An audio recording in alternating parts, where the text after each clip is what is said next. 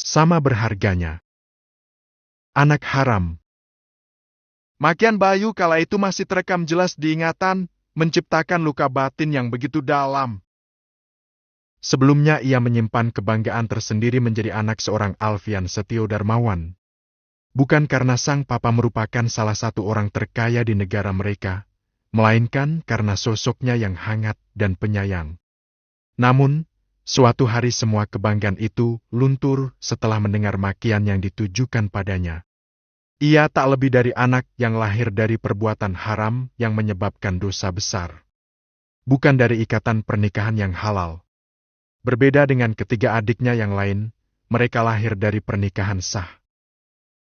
Jadi, kamu belum bicara dengan Boy tentang apa yang kamu dengar di rumah sakit? Tanya Aileen, menggenggam tangan suaminya. Belum, aku merasa ragu. Takut penjelasanku malah semakin melukai hatinya. Boy terkesiap. Mencoba mencerna pembicaraan kedua orang tuanya. Mungkinkah sang papa mendengar semua ucapannya kepada Alia di rumah sakit? Boy anak yang memiliki pemikiran dewasa. Insya Allah dia mengerti.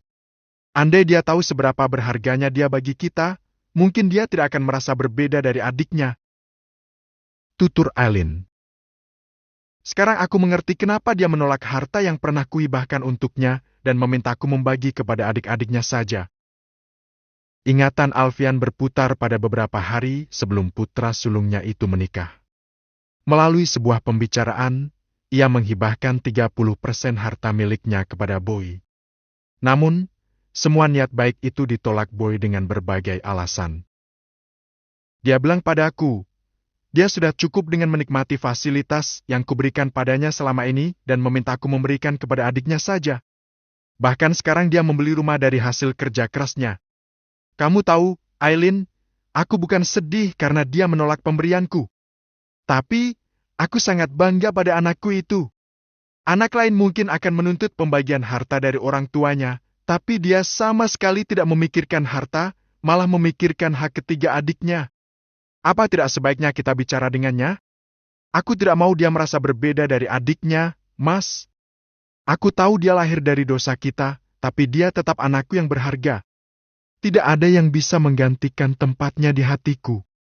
Aku hanya berpikir, pernahkah dia kecewa padaku karena membuatnya berbeda? Tutur Alfian, matanya kembali dipenuhi cairan bening. Pernahkah dia? Ucapan Alfian tiba-tiba terputus saat melihat bayangan di dinding. Sontak menoleh, matanya seketika membulat saat mendapati putra sulung yang sedang mereka bicarakan itu berdiri di ambang pintu. Boy? Aileen yang sama terkejutnya pun segera menoleh. Dalam sekejap ia merasakan hatinya bak dirmas. Terlebih setelah melihat mata putranya yang basah. Boy mengulas senyum. Perlahan melangkah dan berlutut di hadapan orang tuanya. Menggenggam tangan mereka dan menciumnya. Papa, adakah aku pernah melukai hati papa atau mama? Bagaimana aku harus menebusnya? Lelaki itu berucap lirih. Alfian mengusap puncak kepala putranya itu. Memeluknya. Tidak, nak. Justru papamu inilah yang bersalah. Karena dosa yang kulakukan di masa lalu sampai harus menciptakan noda sepanjang hidupmu. Maafkan kami kalau membuatmu merasa berbeda dari adikmu yang lain. Bagi kami, kamu dan ketiga adikmu sama berharganya. Boy terdiam mendengar ungkapan cinta dari kedua orang tuanya. Bagi kami kamu memiliki hak yang sama, cinta yang sama, tidak ada yang berbeda. Sambung Aileen. Boy menjatuhkan kepala di pangkuan sang papa. Berusaha untuk tidak menangis, faktanya, air mata mengalir tanpa terasa. Papa, Mama, kalau ada orang yang paling kucintai di dunia ini, maka itu adalah kalian. Cinta pertama dalam hidupku. Bukan aku tidak mau menerima pemberian papa, aku juga tidak menyalahkan papa atas jalan hidupku. Insyaallah aku ikhlas, Pa. Anakku. Alfian mengusap bahu putranya, memeluk dengan erat. Bagi orang tua, anak adalah titipan yang harus dijaga, seperti halnya Alfian yang menjaga anak-anaknya. Penolakan Boy tentang harta yang ia hibahkan tak membuat niatnya surut. Tanpa sepengetahuan putra sulungnya itu, nama Boy Alfiano Darmawan tetap tertulis dalam akta harta yang ia hibahkan. Setidaknya ini akan mengamankan semuanya. Kita tidak tahu akan seperti apa ke depannya. Untuk sekarang anak-anak belum mengerti tentang pembagian harta, tapi ke depannya siapa yang tahu, bukan? Ucap Alfian kepada Aileen setelah memasukkan sebuah berkas ke dalam laci. Benar, Mas. Biarkan Boy menikmati caranya sendiri. Kita hanya perlu mendukung. Benar. Ia mengulas senyum, mendekat dan merangkul istrinya. Di antara berkas-berkas itu, ia juga menghibahkan beberapa persen hartanya untuk Bisma, yang dapat ia ambil saat berusia 21 tahun nanti. Semoga Bray, Bian, maupun Bim Bim tidak akan mempermasalahkan ini. Semoga mereka selalu saling menjaga dan melindungi satu sama lain.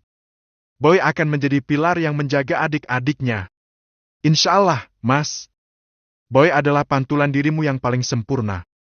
Dia mewarisi semua yang ada pada dirimu. Dia kan anakku, mau mirip siapa kalau bukan aku? Keesokan harinya, sekembalinya dari rumah sakit, Boy menyempatkan diri membawa Alia melihat rumah baru yang akan mereka huni.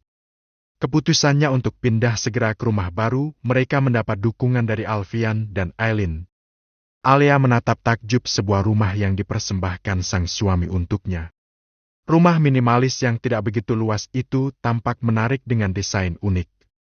Ada kebun kecil di belakang rumah yang sudah ditanami beberapa pohon buah, juga kolam ikan dengan beberapa jenis ikan langka di dalamnya. Suka rumahnya? Tanya Boy, merangkul pinggang istrinya setelah membuka pintu. Alhamdulillah, suka, Kak. Jawab Alia penuh semangat. Mau lihat kamar nggak? Aku mau lihat bagian bawah dulu boleh, kan? Tawar Alia, mengingat ia belum melihat bagian bawah rumah itu. Boleh. Tapi bagian bawah biasa aja, sih. Boy menunjukkan beberapa bagian rumah. Alia tampak antusias. Mulai dari dapur, ruang makan sampai ruang keluarga, semua terkesan menarik. Sepertinya Boy benar-benar paham selera istrinya itu. Cat yang digunakan pun menggunakan warna favorit Alia. Ketika Alia memindahkan beberapa perabot dan mengatur ulang, Boy terpaku memandang sosok yang akan menjadi teman hidupnya itu. Meneliti dari ujung kaki ke ujung kepala. Masya Allah, cantiknya Kumairahku. Dilihat dari sisi manapun, Alia selalu cantik di matanya.